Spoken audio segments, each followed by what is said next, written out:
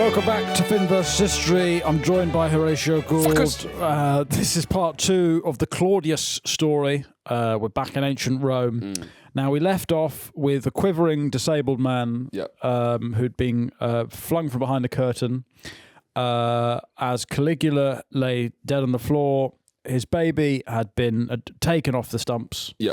And he is made emperor by the Praetorian Guard, much to everyone's surprise. And this is where, now, Claudius truthers, Claudius conspiracy theorists would say that he had a part in Caligula's demise. Well, we have no idea what happened sequentially in this event, because it sort of reads a bit like a myth, right? We don't know how much is true. All we seemingly do know is that he bribed the Praetorian Guard loads and loads of money. But he had cash ready to go. Which implies that he was in on a plan to murder Caligula. The disabled Nonce uncle. But he's not Nonce. He's not Nonce. We've got to give him his dues. He's actually a cuckold. He's a Nonce Cuck. Now that is a combination, the very, very rare. I want to watch you commit paedophilia. Yeah. Is that what it is? Who are you here to watch me?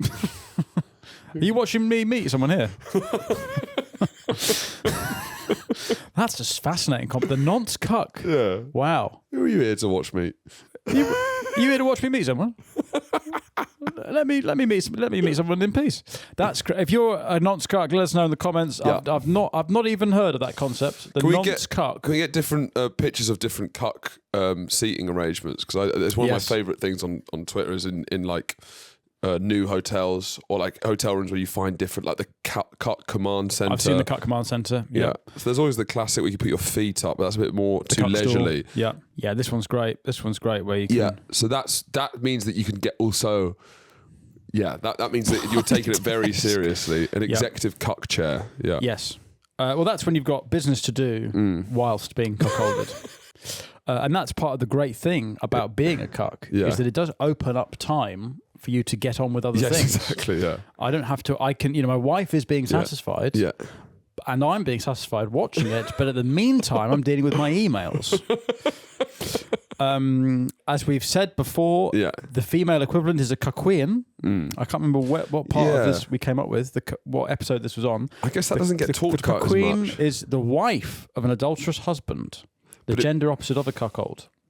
I guess because the cuck, when it's a man, it attacks your masculinity. Yes, it's very gendered. It's very gendered, the notion of the cuck, isn't it? But a cuck queen, it doesn't feel to attack someone's femininity because it's almost built into femininity you're getting cheated on. Or like, do you know what I mean? It doesn't seem to be an attack on your gender. No. Being cuckolded if you're a woman compared to if you're a man. But I guess if you're being cuckolded as a man, what is that doing to the woman? It's kind of irrelevant almost, isn't it?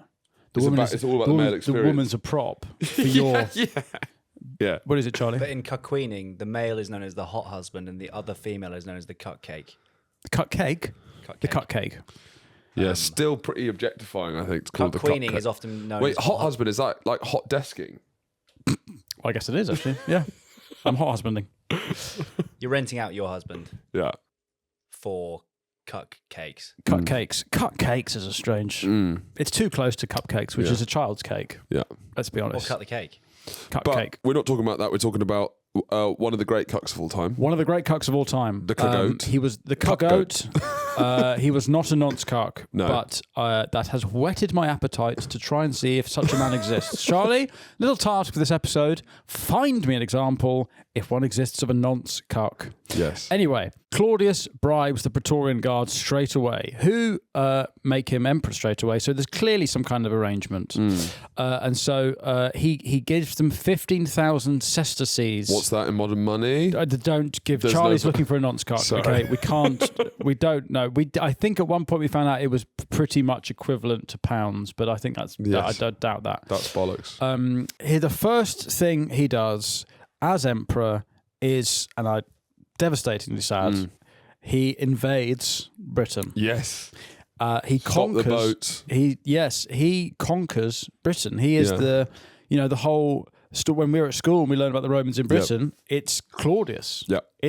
He's our enemy. For sure, but the reason why he does it is because he's got an insecure route to power. His lineage is a bit wishy-washy. He's a loser who drools and laughs inappropriately. So Runny nose. He wants to open his kind of tenure with a big alpha male win. Yes. And he depicts himself in pictures as a sort of rapist. There's like, you've seen this, there's like posters of, would be of him of like Britannia as this woman who's trying to get away from him and he's raping her. But then politically that was seen as like a brilliant thing. That was seen as like a cool, that's good PR. Well, again, this is the opposite of today, as we've said, in that rape is a positive PR move. Brilliant. You know, we can't vote. He's not anywhere near. He couldn't rape a fucking fly. He would rape. Yeah, nowadays is that Claudius raping Britain? Right? See, Christ. Nowadays, nowadays that's fucking not fucking these days. These days, that's nowadays. Except Claudius is Sadiq Khan. Yeah, raping London. Right. With gang banging London with his series of emissions policies. Yeah.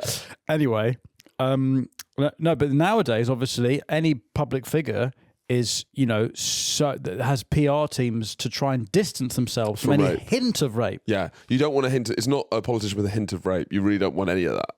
You don't even enter this brave salmon swimming upstream. Oh no, I rape. I'm a rapist. Vote for me. Maybe it will work. It's a single issue party.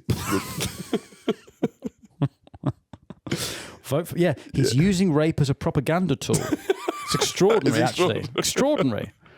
I mean, we're barely 10 minutes in, and the concepts we've uncovered: nonce cuckery, rape as a positive propaganda tool. It sort of tool. implies that there would be like a debate. Politicians debate when they're going for power, and everyone's saying, "Well, he's not a rapist. No, I'm a rapist. No, I'm much vote more for of a me. rapist. I'm the rapist. No, I'm much more of a rapist than him." Look at my manifesto. I will rape. Vote He for says me. that is lies. Yeah. He'll get into power. It's all talk. He will disappoint you. He's all mouth and no trousers, and I mean that. The trousers are staying on. So yes, he paints himself as a rapist and Britain as his victim. And Romans like this. Yeah. It's a different time. Yeah. So let's get into the conquest of Britain. Okay, so and at this point the Roman Empire they've Gaul is under Rome, I imagine. That was Germany. Julius Caesar. Yes, of course. Who So got Caesar Gaul. conquered the Gauls. Yeah. Germanicus, Done his Germany. brother, had done Germany. So the next stage is to go into Britain. Now, Britain at this point, is a complete backwater. Yeah, it's crap. Yes, It's the north. No, it's unmeant it's crap. Yeah. It's north of Oxford and Cambridge is what the whole of the country is, basically. Yes. Yeah. We're in the toilet. But for that golden era, from, you'd say, 1815 to 1945, we have mainly been in the toilet. Yeah.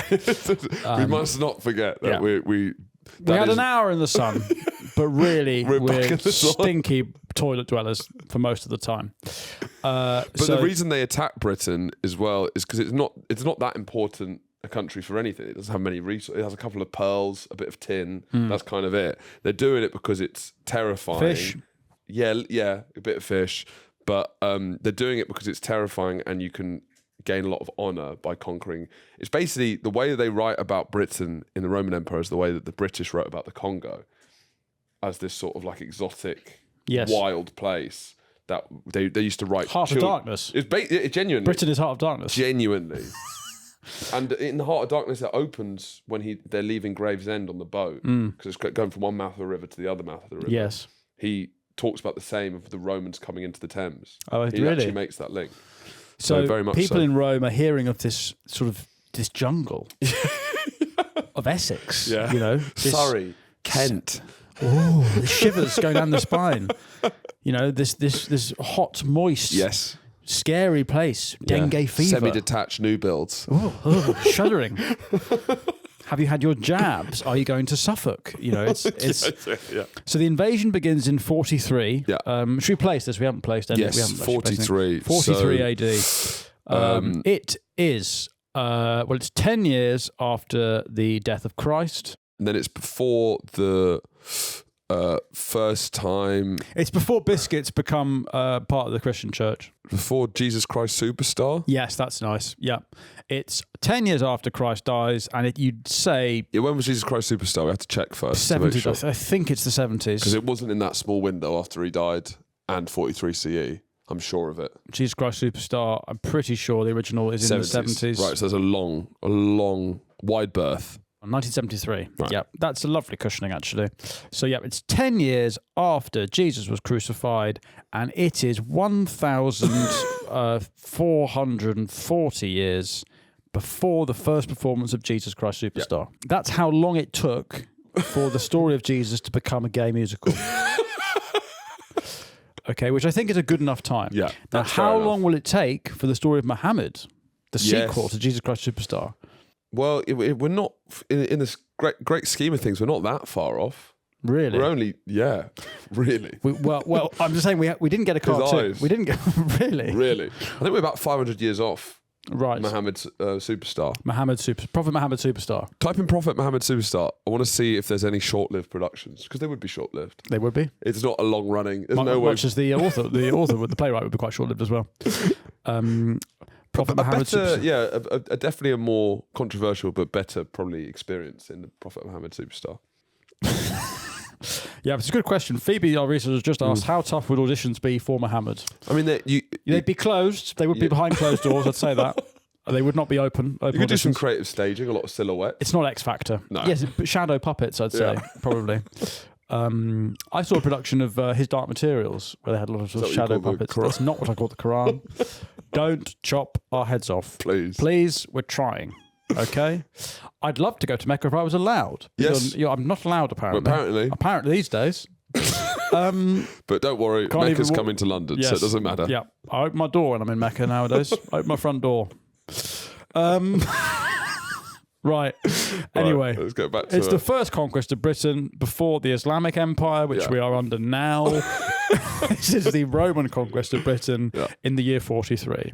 So Claudius sends 40,000 soldiers across the English Channel. Well, you're not reading the paper. This was happened 1,000 years ago. And they're led by Aulus Plautius. Right. They Romans... I mean, we fold like a house of cards, really, because we're all just very thick and ugly and smelly. Yes, we are. And we're wearing so. rags, and we're like the trolls in Frozen. We're just little people with wide heads. So I think that they're terrified because we look mental. We're Ooga Booga at this point. We are Ooga Booga. Yeah. The things that shock the Romans about us that they think are completely barbaric is Ooga Booga. Ooga fucking Booga. Was it Stasis Doulis? Stasis Doulis. Yeah. Essex Ooga Booga. Ooga Booga. Oi. Pete Wicks and Stacey. You mugging me off? You Ooga Booga me off? Ooga Booga me off. That's how they sound, The things that are completely barbaric about us, the Romans, is we wear trousers. They've never seen trousers before. The Romans? But that's, They're wearing skirts, of course. They're wearing skirts, and they're saying, who are these... Fascists in skirts. What a fruity phenomenal... fairies wearing trousers. These gay boys wearing trousers. Because that's like it's ancient Britain thing to wear trousers. Pyjama bottoms, basically. Is it? And then also... Are trousers this old? Let's check ancient Britain trousers. It feels like quite a rare thing. And then we have blue tattoos, blue hair. We all look like the Woke Brigade, to be honest. 600 BC. Wow, trousers are very old. Ancient Britons, yeah. And then moustaches. We all had the ancient Britain moustache. Really? They don't have moustaches. They thought it was very unmanly. They were quite clean shaven, the Romans. Well, there's the ancient Greek beard, which is without the moustache. Yes. And then I guess we're the opposite. Ancient Britain in so many ways. moustaches. Did Britons have moustaches? And they used to bleach their... I mean, that's still happening in Essex now. They used to bleach their hair and beards. But do you know what? Because I've always struggled to feel connected to Britain in this day, in this time we're talking about. Why? Pre-Roman, pre-Norman, really. Pre-Norman, yeah. Pre-Nelson. Let's be honest. But the idea that we had moustaches and were wearing trousers, when the Romans invaded, suddenly I feel slightly more connected to the country. Something, a brewing. Anyway, so but thick and ugly people for sure. No, we haven't changed that much, I suppose.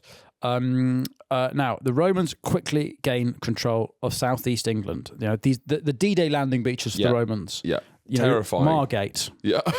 What else? Fucking, I don't know. Burgess Hill. Whitstable, Burgess Hill. These names that echo down the centuries. these slaughter sites. Yeah. Claudius wants the conquest finished quickly. Yeah. He goes to Britain himself. Wivelsfield, Plumpton. Say their names.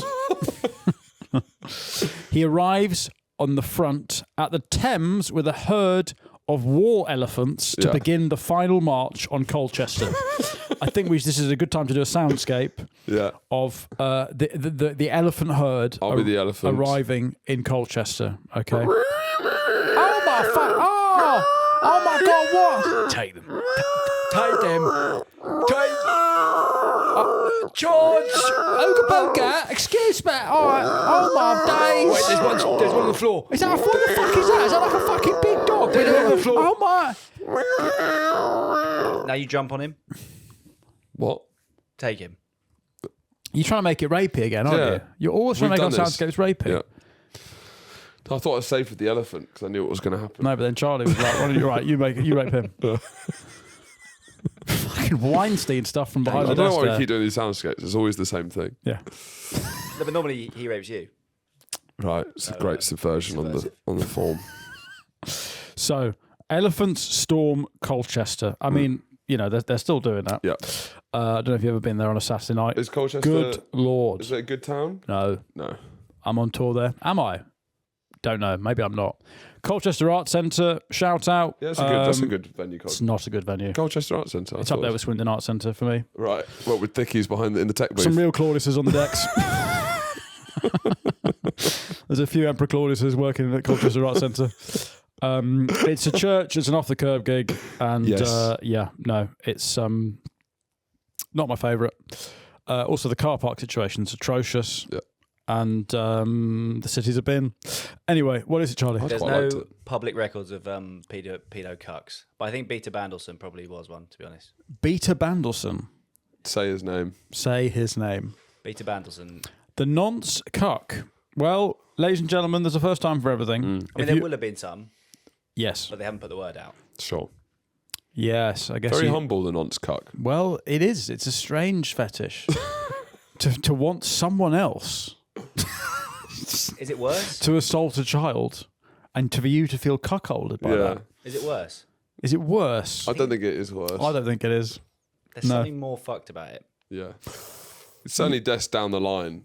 Hey? It's certainly harder to get your head around. It's more terrifying. It's a complicated in a way. concept. Yeah. No, I suppose we shouldn't think about it too much. Listen, Colchester is pillaged. 11 tribes surrendered to Claudius, and Colchester, as it's then called Camalodunum, is the first Roman capital in Britain. Oh, yeah. And so Claudius is then given the title Britannicus, which does not mean encyclopedia at this point. Yeah. It means conqueror of Britain. So Britain has fallen. Colchester has fallen. There are elephants parading the streets of Colchester. And Claudius then starts carrying on. He goes, the king of Judea dies in 44. Now, And was he the king of Judea when Jesus died? Pretty similar times. I guess so. Now, is that Israel? Yes. On the map. Where is Judea? Charlie, give us a map of ancient Judea, because this is probably where Israel will be in the next 100 years, I imagine. Right. I think it's there. And then this would be King Herod. Okay, so it's a small section away from the coast, but between from the river, not the sea. So But Jerusalem is in that. It's sort Judea. of just bordering, I'd say, modern day Gaza. You'd say. But it's interesting here, not to get too political. The kingdom of Israel is a Please. kingdom. Yeah. But that kingdom does not stretch into Jerusalem or Judea or the kingdom, the Philistine kingdom. Yeah, which is where Gaza is. And I imagine Palestine comes from Philistine. Does it? Well, it seems so. Are you because, pro-Philistine? well, it's interesting that Philistine becomes a slur. Yes. It's it does. for somebody who doesn't read. Is Palestine from Philistine? This is fascinating This stuff. is good stuff. But it is interesting for the territorial claims of Israel that even in their 5,000-year-old claims, they are northern. What is that region ever? Judea is still not. Yes. Wow. That's fascinating. So it's pro-Philistine. free the people who don't read. Yes. Now, what does Philistine mean? It does sort of just mean idiot, I believe. I think it's uncultured, isn't it? A person who is hostile or indifferent to Art, culture, and intellectual pursuits. Being hostile to art is quite funny. I am a Philistine. Yeah. I am pro-Philistine. I am actively hostile to art. So yeah, free Philistine is get me out of this play. It's yes, yeah. So you're free Philistine. I will bomb the National Gallery in order to liberate Philistines. Why? Where's the etymology of Philistine? Why are they calling these people Philistines? Sorry, just to get this. A guy at school said I was the least cultured person in school. Who said this? A guy called Nikola Stojanovic. I will name him. Do you think? Did you agree with that? No. But you don't consume.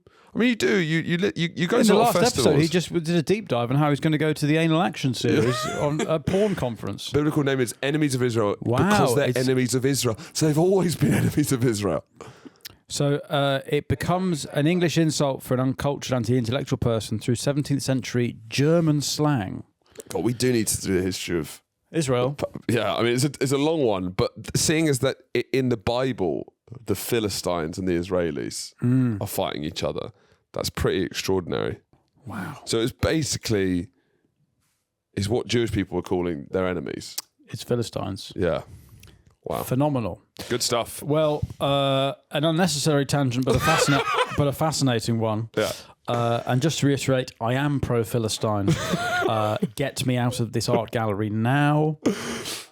Herod dies, and Claudius annexes the king of Judea and puts the province under direct control of the Roman Empire. He does a similar thing in Thrace.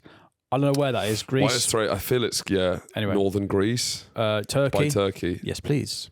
Oh, so it's Romania, Bulgaria. Maybe. It's from you're going from hair transplant into sex trafficking. Right. On the map that we can understand. Yeah. So you've got spicy Jew Muslim stuff, closing your haircuts, it's like sex trafficking, not today, a little cabbage. You know, I can. Yes, it's the Braille map of the world. Yeah. I know where I am. It's a bit of Greece as well. Right. So it's lazy. Greece, it's lazy sex traffickers. Yeah. It's the Nonce Cuck. Yeah.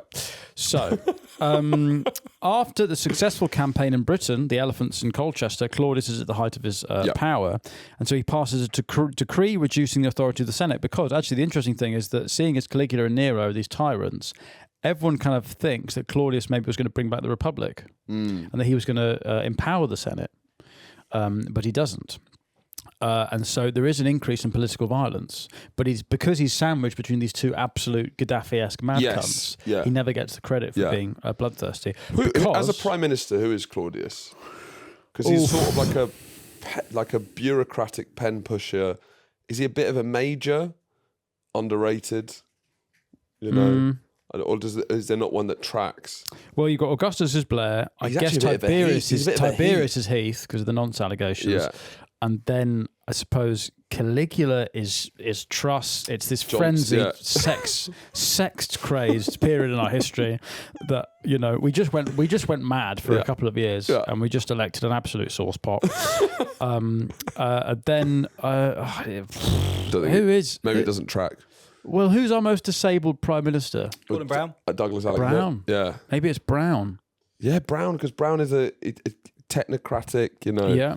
Yes. He's a numbers guy. And people underestimated him, and he kind of rose through the ranks, even though Blair should have purged him. Yes. What's fascinating in that documentary is where Blair is kind of... Cherie, the puppet mistress who did 9/11, let's just not forget, wearing Tony like a puppet. There's weapons of mass destruction in Iraq. We need to be with America at whatever cost, right? She says you should get rid of Gordon. Yeah. Cherie. She does. Of course she does, Lady Macbeth. Fucking Minx. Well done. I'm erect. Well, you've done it now. You've got me onto Cherie Blair now. I've got to pause the episode. We're going to have an intermission while I go and bust one out next door. Because you brought up Cherie Blair again. How many times? We need to have a sign in the studio saying, don't mention Cherie. Then even that would make me think of Cherie Blair. Christ. It's a good thing I've got wearing my gunt bulging trousers. Well, your anti-Cherie powerful busting erection pants. down there. But you can't see it for the amount of girth because you've got the Iron Dome. the cord dome around my missile system. Fuck me. Now, speaking of Cherie Blair and minx-like puppet mistresses. Yes, my God. We actually got a lot to get through. We've got so much to get through. What is it, Charlie? This is important. Just quickly, Gordon Brown's favourite main is rumbled thumps, and his favourite pudding is crumble. That's not relevant. Rumbled thumps. Rumbly thumps is a Scottish dish, but we don't have time. He also likes Kit Kats. Right. Forefinger or chunky? No, come on. Last come episode, on. we brought you breaking news about Eamon Holmes' stroke. This episode, breaking news: Gordon Brown likes Kit Kats. Anyway, and there has been no recorded evidence of there ever being a Nonce Cuck. Yeah. More fascinating insights from the scholars at Finfest's history. Now, listen, Claudius. The increase in political violence seen under Claudius is actually the doings of his wife, His bitch wife, Messalina. Yeah. Now, we need to get into Messalina. By the way, he is the first emperor to introduce frisking. What is that? Is that what stop and search? Stop and search. Is this a racial thing? Well, as you say, there's no real racial dynamics in the it's Roman true. Empire. So I guess it's just stop and search. Right. But it could be ableist, couldn't it? Do it to the door. Not if he's doing it. Yeah. Because he's clapped. The disabled prime minister. The Gordon Brown. Let's get to the wife. Right, the wife Messalina. Yeah. Okay. We need to get into Messalina, who she is. What because number wife is this? I think this is number 4, I believe. Is it? Or is it 3? Just double Because check he what had number wife one this who is. died on the wedding day. Yep. He had another who he left because she was no longer. Politically relevant, but politically also their relevant. son had choked to death on a pear, age Yes. 4. And now she's got this third one who's an Third. 18 hot piece of ass. She's an 18-year-old scheming. Yeah. And I think he's going in saying, I'm 50, she's 18. I'm 50, I she's could, 18. I could control her. The power dynamic's very much in my favour. This is an old man taking advantage of a naive girl. He's wrong. But it's a reverse owl because she completely drives him like a Sherry Blair puppet. She's the dog, he's the rabbit. Yeah, definitely. So Messalina is renowned for her political scheming, wildly promiscuous. Apparently, she would compete with the famous Roman prostitutes to see how many men they could sleep with in a night. So she's Bonnie Bluing. Bonnius Blues. Bonnius Blues, the original Bonnius Blues. Yeah. It's sex as sport. Yeah. Now, Claudius supposedly is a bit of a horn dog, as we said. Stephen Disabled horny, tough pocket to be in. Hawkingus. Yeah. But he's also very passive and easily dominated by women in his life. Yes. Both politically and sexually. Yeah. Much like Blair. Yeah. So now, Messalina, she attempts to marry her lover, the Senator Gaius Silius. That's his actual name. He's Mr. Senator Senator Silius. Which is insult to injury Yes. to Claudius, I think. Yes, that is a step too far. If I'm being cuckolded by a man called Senator Silius. Yeah. It's like me being cuckolded by Mr. Tumble. You know? Yeah, if my wife leaves me for Mr. Tumble, I'm like, well, I can't. I've got to face anything. If my kid's stepdad is Mr. fucking Tumble, I can't compete with that. Right? He's like God to these kids, Mr. Tumble. I don't trust him though. Wait, has Mr. Tumble shacked up with a young piece of ass? He has. No, he has recently. He's been asexual for a while. Tumble's been having a rumble in the jungle. Tumble's rumble in the jungle. He's been asexual for a while, and he has been like Neo in the Matrix, dodging nonce accusations, right? But Because also being a children's entertainer for that long, over that many different eras, he's is a tough 55 picket. and she's 21. A wolf! That's an excellent Mr. Tumble, just so I say. I don't really watch a lot of Tumble. A wolf! She's 21! I'm 55! Now, your kids love him, Mr. Tumble. Obsessed with him. Really? Yeah. I don't think I ever watched Tumble. Why growing would up? you? You don't have kids. No, but when I was growing up, how long's he been going? Fuck, Or if you're watching Mr. Tumble, He's like the Messi of kids. he TV. is the Really? goat. Yeah. Yeah. No one don't like Tumble. Tumble, go! It's him when he's going to bring out a big pink hat or something. Goal. Yeah. She's 34, okay. But still, 21 years junior. Still a dowd. How long has he been at the top of children's television, Mr. Tumble? Do you think he's got an anger inside him? Do you think he gets... Yeah, but I think what's quite sweet about this Woo relationship is it's they both have a love of performing and they both share the stage. So it does feel like... It's John and Yoko. Yeah, exactly. She will tear him down, I think. He started September 2003. So how old were you in that? Were you 9? Was this before or after the Iraq invasion? This will be 6 months after. Iraq is March 2003. There's maybe a link there. What is the link? Explain it. I just think it's post-Iraq Britain. Right, so we need a sort of our innocence has been shattered. Yes. You know, it's not worked like it did the 3 times Things before. will only get better, have stopped getting better. Release Tumble goes into Mr. Tumble. So Messalina is having an affair with Senator Silly. Yeah. Claudius, as if, one thing is to be cuckolded, but by Senator Silly. So he learns of the marriage. He orders the execution of both Messalina and Silius immediately. Yeah. Well, this is when I was doing the research, I did ask ChatGPT because it didn't really make sense why anyone would do that. And basically, it's still a mystery, and there's no historical record because it's such an insane thing for her to do. Yeah. Because I can't really understand why you would do something as reckless as that. It was forbidden to marry. Bigamy was forbidden. Well, he's the emperor. Yeah, you can't. But she's so drunk on power because we hadn't quite said all the political violence. Supposedly, she orchestrates. So she's like Cherie Blair with her hand up Tony's ass. She's orchestrating. She's drunk on the power. But what's that wedding like? It's like Cherie the emperor's out of town and you get a wedding. Like, is there a stag do? Is there what's the reception like? Like, this is not going to last. If you're a wedding guest, you're like, he's going to chop your heads off. The only reason for it has to be that they're planning to overtake. Surely. Because otherwise it's completely insane. Yes. So her execution is orchestrated by Claudius's freedman Narcissus to prevent the emperor from forgiving her. Because he's such a cuck. He's such a cuck that he would have gone, his mate has to come in and be like, I'm going to have to do this because he's such a pussy cuck. He's such a weak guy. What I think is interesting about Claudius is he's underrated this whole time. And yes, his love life is humiliating throughout his whole life. I mean, his life is always humiliations pretty much. But being the kind of bookish, nerdy ruler, he does manage to get things done that the nerds do. Gordon Brown saved the world. All leaders are either kind of chads or cucks, really. And there needs to be, sometimes you need a cuck, sometimes you need a chad. For peacetime, cucks can get a lot done. Macmillan built a lot of houses. Because they've got desks. They've got desks watching their wife get railed. Yes. Churchill, you need him for war. Yeah. Macmillan, domestic policy. Yes. You know what I mean? Yes. You never had it so good. Never had it so good. But I think that he was such a nerd and scholar about things like hydraulics and stuff like that. So he did mad stuff like he dug a... What are you getting? Nothing, just a Sharia law. What? Sharia law? Sharia law. Tony was under Sharia law. Sharia law. Sharia law is in LORE. Yeah, interesting. Very interesting. Sharia Blair law. I mean, I will happily live under Sharia law. Well, your hands chopped off. Chop my hands off because I can't stop touching myself. You've chopped your own hands off because you can't be trusted. Yeah. But yes, let's get into what he actually does. So he builds a deep sea harbour in Rome.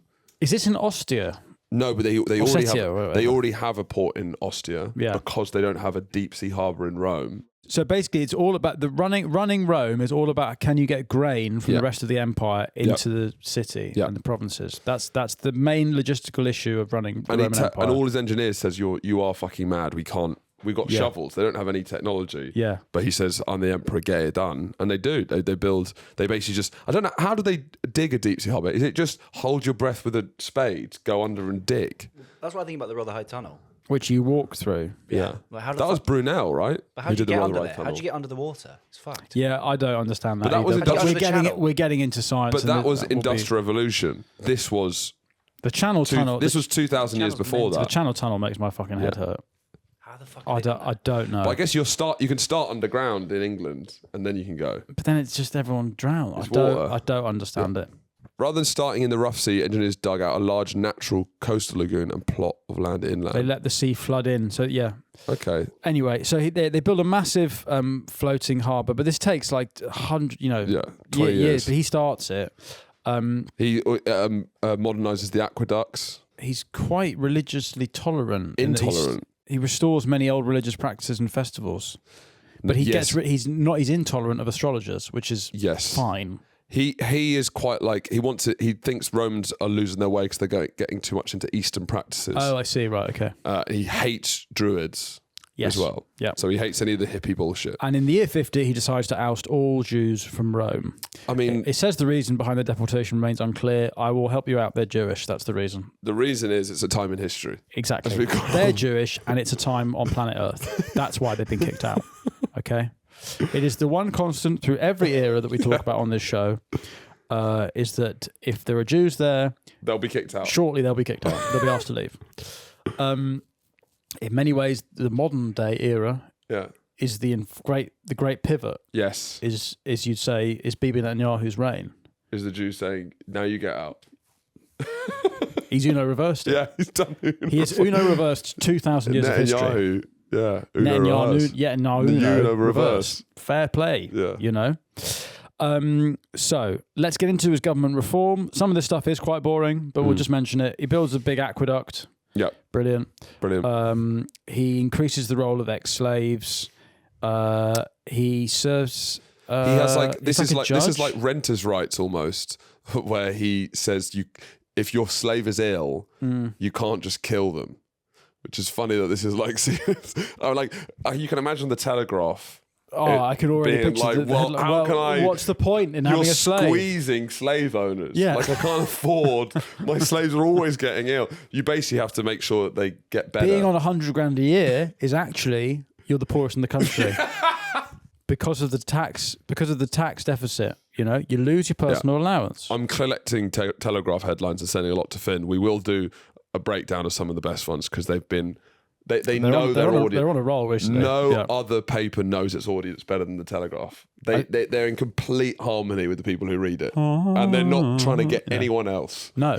It's so clear, clearer than even the Guardian. It's clear who reads the Telegraph. Oh, the Guardian are tripping over themselves to not offend people. Yeah. The Telegraph couldn't give a fuck. They're saying if you earn $100,000 a year, you're the real victim here.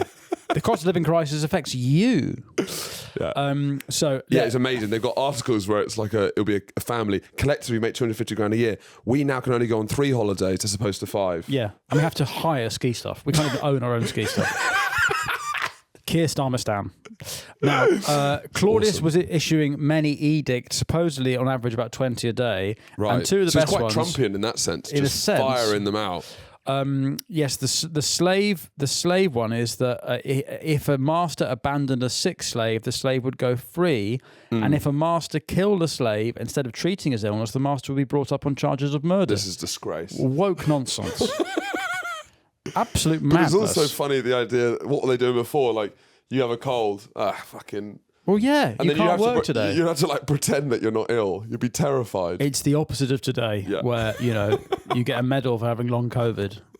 Anyway, the funny one is the farty. You get knighted if you have longer.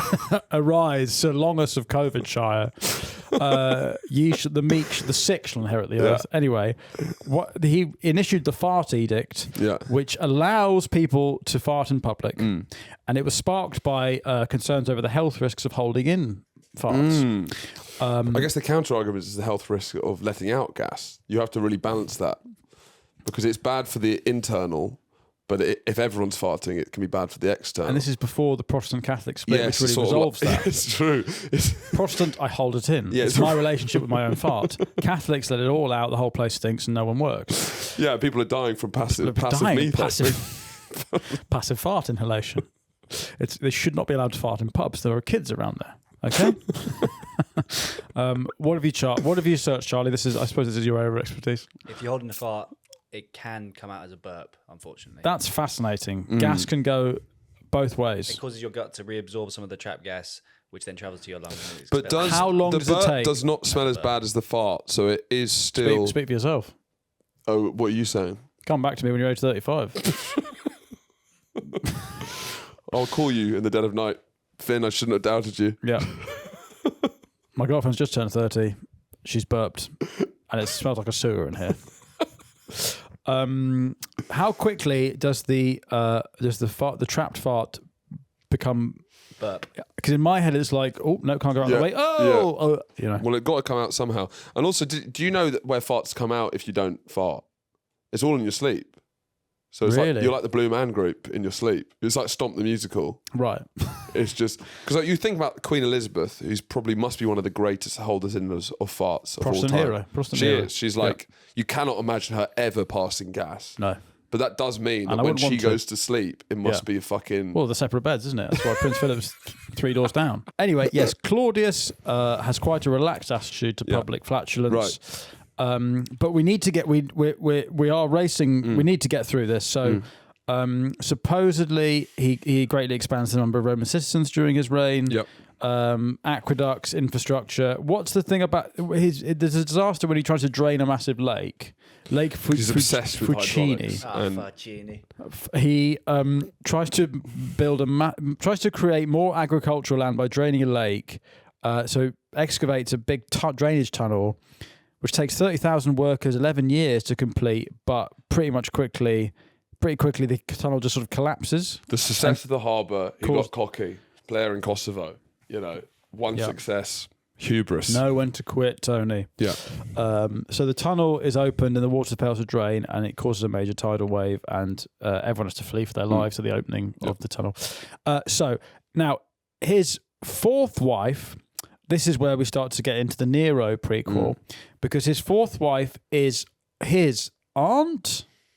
No, his fourth wife is called Agrippina the Younger, who is his niece. Oh! Yeah, so he's Gandhi-ing it. He's Gandhi-ing it, but much like Gandhi, I can't control myself. Whoops, the test failed. I had sex with my niece. I tried to see if I couldn't. And if that's a crime, then lock me. It is a crime, Gandhi. Oh, you're joking. It's an avunculate marriage. God, the things we're learning. Yeah, it's amazing, this podcast. Avunculate marriage. Isn't it arranged marriage? No, it's an avunculate marriage. I've married my uncle. Okay. Get married. Avunculate, yeah. Yeah. Yeah, it is. I'm a big proponent of avunculate marriage. So his new wife is... Remember, he's Caligula's uncle. Yes, so he marries Caligula's sister, who's his niece, Agrippina the Younger. She's 25 years younger than Claudius. I mean, he is an absolute hound dog. Yeah, he's plowing through. Yeah. Now, she'd already been married twice, and she had a son called Nero. Now, she's very politically savvy. She came up a lot in the Nero episode. She did. Well, this is where we will tie in, much like Rogue One, the prequel to Star Wars Episode 4. Yeah. This now ties into the beginning of our Nero series. Yeah. This is a real fascinating series for the fans here. Yeah. Right, Easter egg upon Easter egg. So, the couple married publicly in the year 49. So the Roman people view this as incestuous, despite the Senate giving it their approval. Now she view this as incestuous. Hey, they view it as incestuous. Yes, it is yes, but the Romans, their tolerance of incest is much higher than ours. Yes. Okay. Avunculate marriages are not what they were. But it wasn't as much as I thought. They're not into incest. I thought they were, but they do think that's dishonourable. Yeah, but it still happens. Fine. It's Schofield. Yes. Unwise, but not illegal. Sure. She obviously wants her son Nero to become the next emperor. Because she's Caligula's sister, she maybe feels like she's been cheated out of a sort of line of succession. Before Claudius's own son, her new stepson, Britannicus, named after his successful invasion of Colchester with some elephants.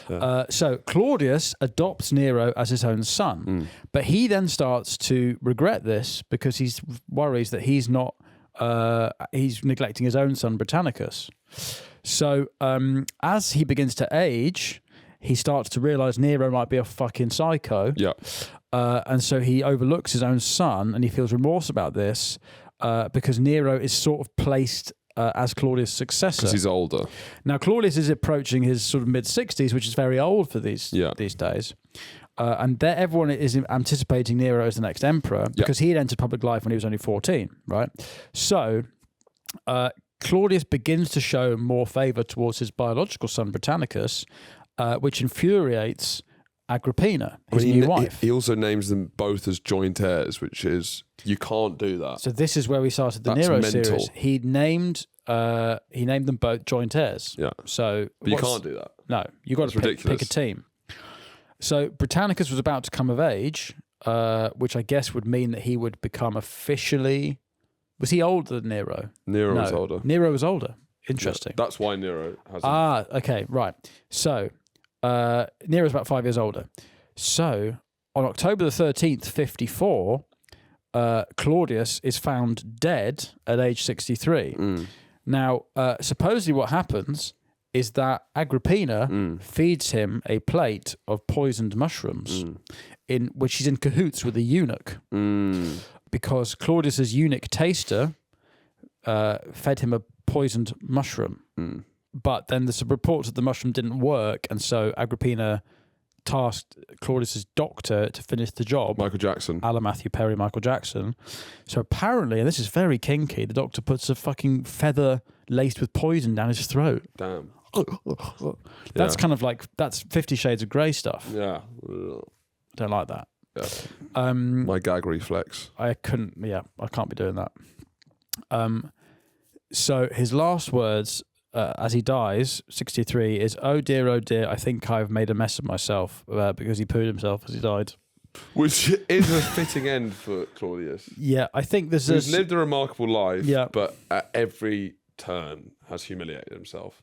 Yes. Has been a pretty innovative emperor with a lot of things to be proud of, but at every single point in his life, he's been utterly humiliated. He was only ever a year away from either being cuckolded or shitting himself. And he's a sort of tragic figure. But he's a man after my own heart. He's been kind of rehabilitated now as someone who actually... I think it's revisionism. Well, no, I think it's revisionism to say he actually did a lot of things. That, and he doesn't get a lot of boring stuff. A lot of boring stuff. Yeah. Brown. Yeah. Doesn't get the headlines that Caligula and Nero did. Sure. You know, when the history books of our lifetimes are written for 100 years from now, you know, Truss will get all the headlines. Yes. But below the water, the calm stewardship of Brown. Yes. Eating a Kit Kat and his rumbledy thumps. Probably, knowing him. And his apple crumble. Probably. You know? And he's finding it hard because he's got no depth perception. Anyway, so Agrippina successfully deposes Claudius. Yet again, it's another change of power where it's not peaceful. There's an assassination. I mean, it's just assassination after assassination. It's why the Roman emperors are so great. I mean, what's interesting is Augustus gets talked about as the greatest politician of all time. Yeah. And stabilising it. But after he goes, it's a fucking nightmare. Like, he doesn't set up that... Need I bring another Labour Party analogy to the fore? After Blair goes, you know, it just the arse falls out of it. Yeah. So Claudius is given a funeral in the style of Augustus. He's interned in the big Augustinian mausoleum, and he becomes deified. Which is like, so this is slobbering fucking cerebral palsy kind of like... Snotty. Yeah, becomes a god. Yes. A couple of years after he dies, the philosopher Seneca writes a biting political satire. So he gets Ian Hisslapped. He gets Hisslapped. He gets Hisslapped. Hisslapped. He got Ian Hisslapped. Yeah, you can get Hitchlapped or you can get Hisslapped. And he got Hisslapped. The title, Apocalypsinatosis, is a pun on the word apotheosis, which is the Greek process of becoming a god. God, yeah. This is a pun by basically saying he became a pumpkin. Which is savage. This is a savage. And stay down. Have I got news for you? This is as wry a pun as you can do. We should say Have I Got News for You is in its third series at this point, in the year 54 AD. This is one of Merton's puns right here. Yeah, exactly. But has he become a pumpkin, has he?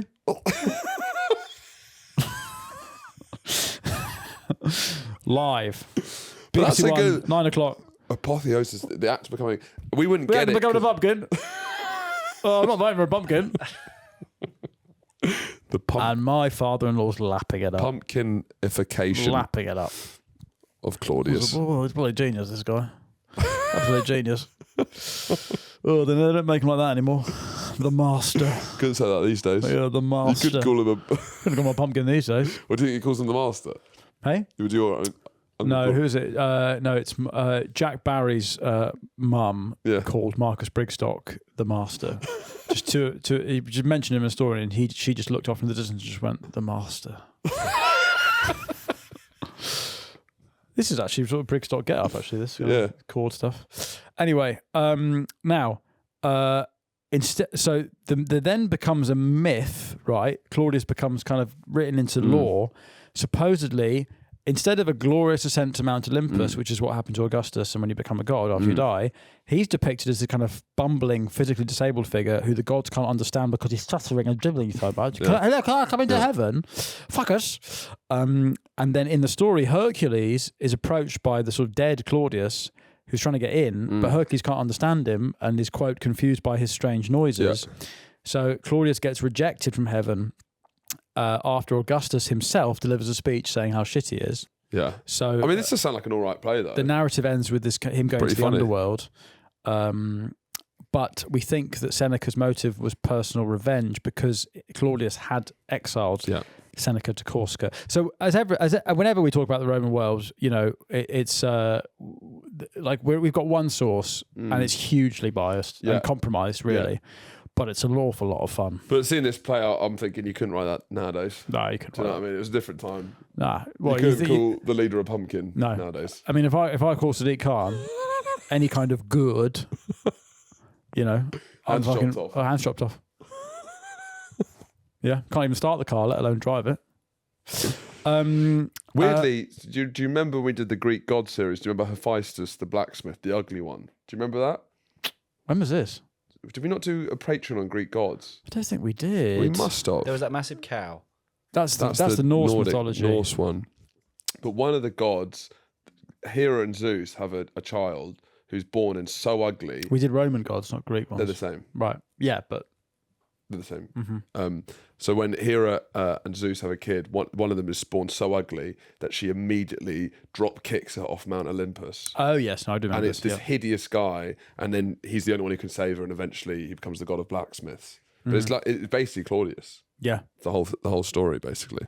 At the end of it all, Nero takes power and will, become another tyrant who supposedly plays the violin while Rome burns. And we had James McCann on, the great James McCann, to do that. It's a great app. Great app. You can find that. And so that's the end of Claudius, really. The hipster's choice for Roman emperor.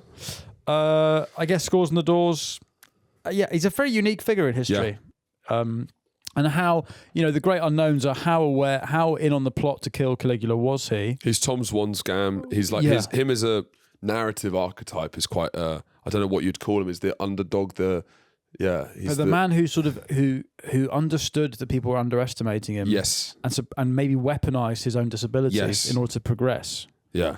It's a very, very relevant story to nowadays. Yeah, and in politics you see it all the time. As you keep the people close you think aren't going to stab you in the back. Yeah. So on the Patreon this week we're talking about Hercules, the 12 Labours. That's great stuff. And you can sign up for £3 a month, where there's an army of Claudiuses, except they're not weaponising their disability. They're just giving us a proportion of their allowance. Yeah, they're a burden on the state. Yep, and a burden on us as well. Anyway, that's on the Patreon. But if not, we'll see you next week for a brand new topic from all of us here at Finn vs. History. Goodbye. Goodbye.